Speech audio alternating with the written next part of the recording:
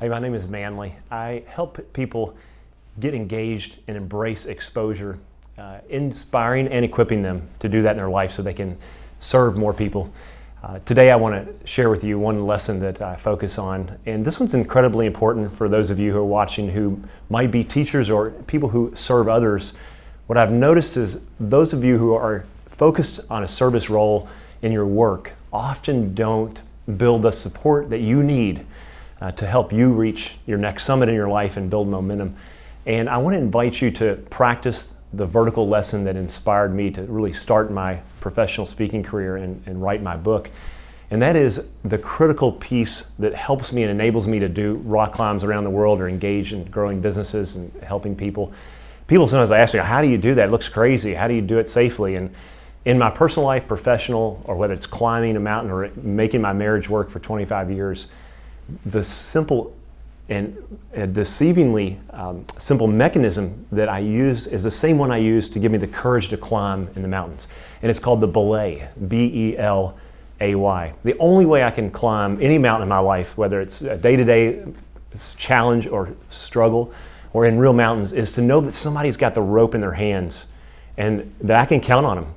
We just need to know a few things. For you to have a belay and you to be a person who's on belay for others, we need to make sure that we don't give people too much slack. When you have too much rope out, the person on the other end eventually is going to fall, and then they're going to go too far. I used to do this a lot in the business world. I'd have different people on my teams, and I would give them a lot of slack because it was comfortable for me. And then they fall and they go too far. The other critical piece is to not have the rope too tight. Sometimes the person who has you on belay will have the rope too tight and you can't move. And it prevents growth in your climbs and your struggles. So making sure the rope is not too tight, and then most importantly of all, we have to know without a shadow of a doubt, if we're going to stretch ourselves and step up in a meaningful way, that the person who has that rope in their hands, that when we fall, they're going to lock the rope off so that we can get back on the wall and start moving again. So what I would invite you to do is every day, if you could anchor this to an existing routine in your life, is to reflect on two questions and take a simple action. The first question is, who do I need on belay today? So as I mentioned, often we don't do that enough. So who do you need to support you? Identify that person. And then the second step is to identify one person that you're willing to reach out to as well. Who's the person you're willing to belay that particular day?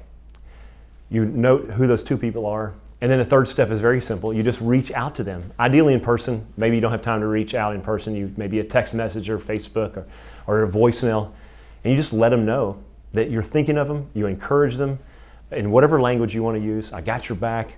Hope you're doing well. If it's someone who you need to serve and support you, perhaps you just acknowledge them and thank them for that. That's a very powerful way to get on belay as well. I was thinking of you today. I appreciate your support in my life. It's simple. But if you'll do it consistently and intentionally in your life, I promise you that results will start showing up in very powerful ways. Thank you.